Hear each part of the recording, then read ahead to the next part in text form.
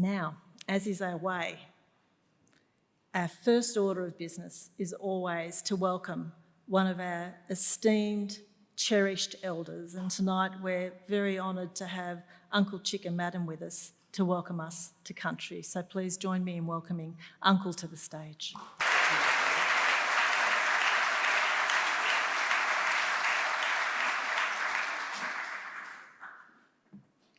I too would also lend my voice to acknowledging this wonderful, wonderful country that we're on, and to the Gadigal people present here today, and to all people who are present here today and recognise this land has never been ceded and never been sold.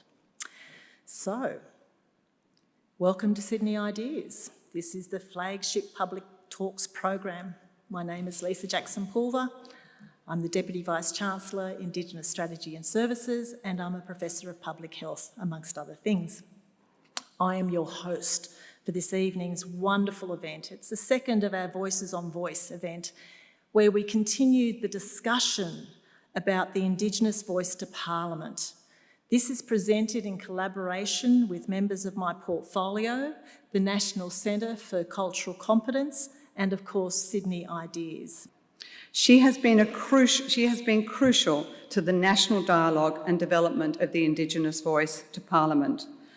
From being a key member of the Referendum Working Group to co-authoring a vital report about the design and implementation of the voice with Tom Calma.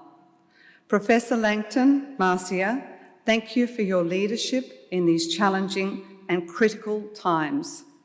This is absolutely so important for our future, and we're absolutely delighted to have you with us tonight, and we're all very much looking forward to hearing from you. Thank you.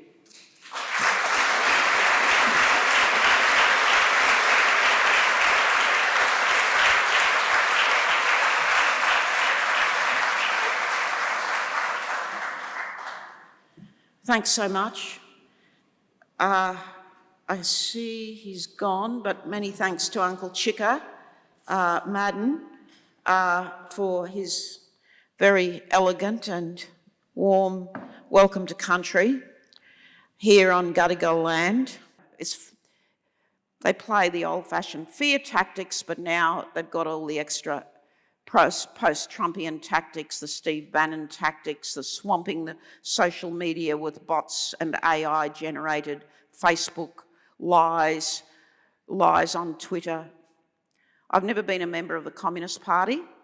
I did have a very cute Communist Party member boyfriend once here in Sydney. Never been a member of the Communist Party, but you know, if you only read the no-case bots about that evil Marcia Langton, you'd be horrified. You'd run out of the room. Anyway, so every Indigenous leader has been targeted. You've been targeted. Megan Davis has been targeted by these nefarious Trump-like cult groups. You know, and if you read their garbage on Dark Emu Exposed, on the Advance Australia and various other sites, you try to think about what kind of people write this garbage. I think of them as, you know, sort of old stock traders that are losing money sitting around in their underpants in their mother's basements.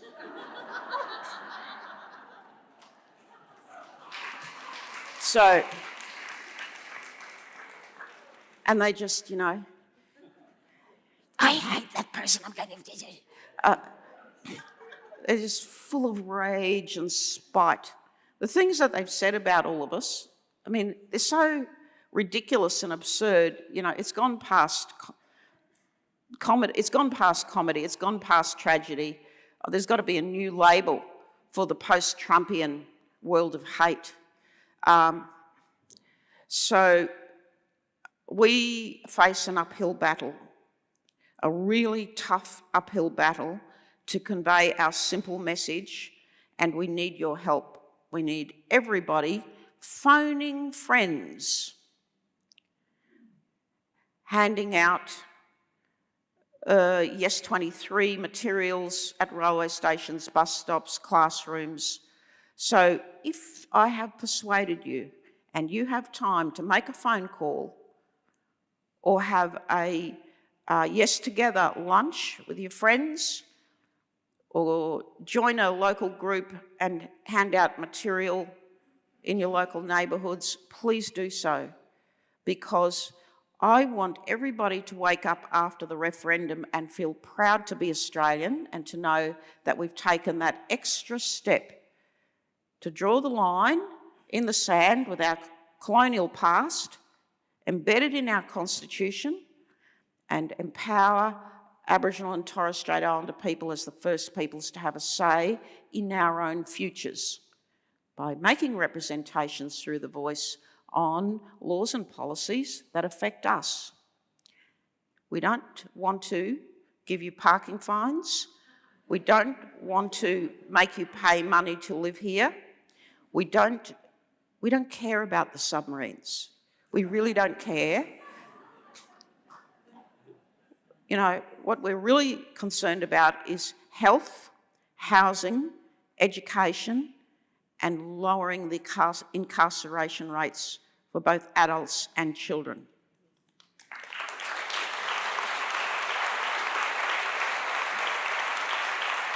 And to learn, and I think we've all learned so much tonight from Professor Langton, and I think this has been another of a series, I think, of memorable events that the university has hosted in recent months.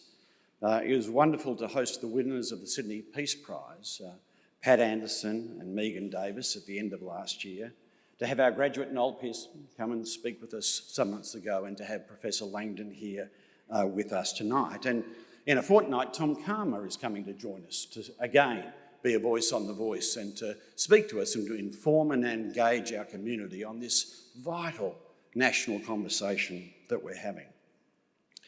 As was the case when we heard from Noel and from Pat Anderson and Megan Davis, I was just struck again tonight by the patience and the graciousness of Professor Langton as again she explained to us the history of the voice and the importance of the voice, where it came from, the memorable moments, the scholarly works of engagement that underpin us, but finally to explain to us that it's a generous act, it's a gracious act by our First Nations people to the rest of the nation.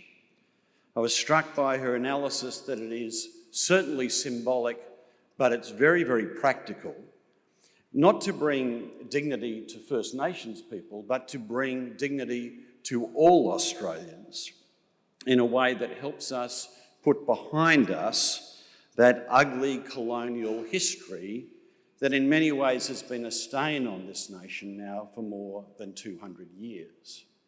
How do we move beyond all that as one nation coming together and putting behind us the divisive matters that keep us apart?